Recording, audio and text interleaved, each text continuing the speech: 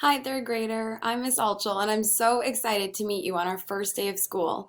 I'm thrilled to get to know you and for all of us to get to know each other.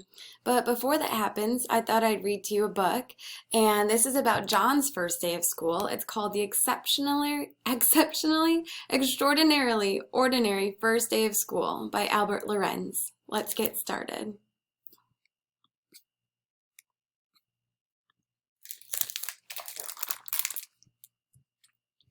Welcome back to school, everyone, said Mrs. Dewey, the librarian. What do you think about the new murals that were finished over the summer? Before we can discuss them, let's welcome your new classmate. John, where did you move from, and how do you like your school so far? Well, I came from pretty far away. We had to travel down crocodile-infested rivers, fly in hot air balloons across a vast jungle filled with wild beasts, and then hire a car to get here, said John. But I like it. It's ordinary enough. That is what my family is looking for. Ordinary. This is pretty similar to my old school, especially after my uncle painted these murals.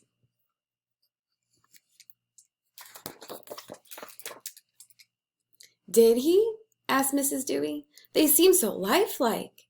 Tell us, what was an ordinary day like at your old school?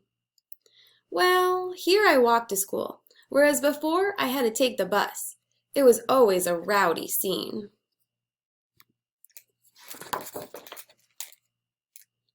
This place looks pretty new, continued John. My old school was really old and kind of a hangout for ravens. It could be sorta messy.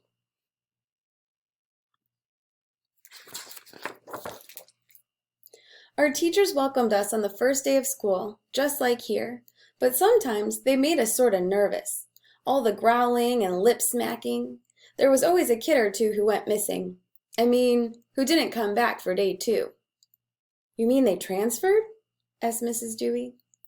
You could call it that, said John. We call it passing on. What kind of classes did you take, John? Asked Mrs. Dewey with a puzzled look on her face.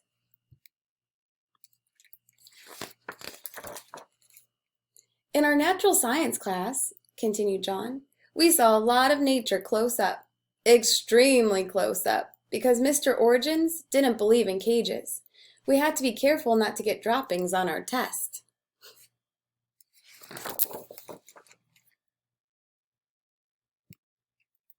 History was my favorite class, said John.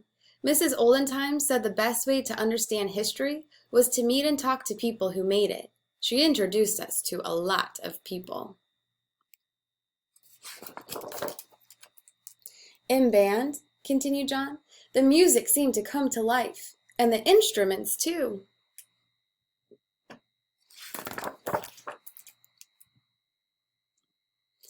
And what about the food in the cafeteria? Asked a kid.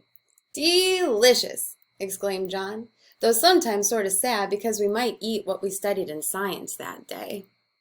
Today's menu, bug salad with crunchy squiggly worms, fish getty with gooey algae sauce, lively garden stew with sun-dried beetles, ladybug mini tarts. For dessert, squirmy cricket delight. Drinks, slime eel smoothie, salamander soda.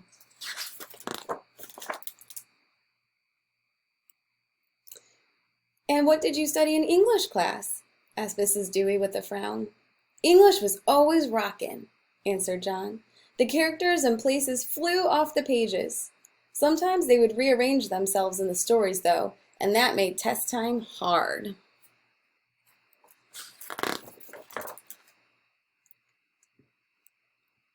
Computer class was pretty basic, said John. Just programming and stuff.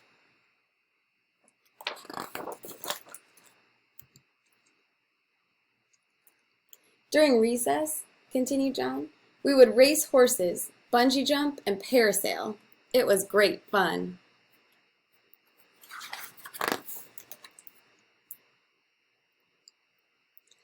Mrs. Modish, our art teacher, believed in freestyle art, said John, which always made a big splash on Parents' Night.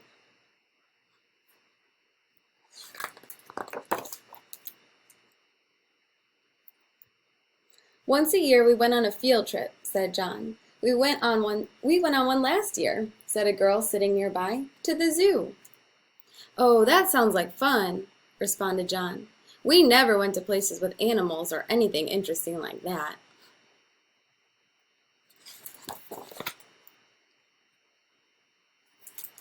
Well, John, what an extraordinary place your old school was, said Mrs. Dewey. It was too extraordinary, said John. I'm game for just plain ordinary. Uh-oh, I don't think my uncle agrees with me.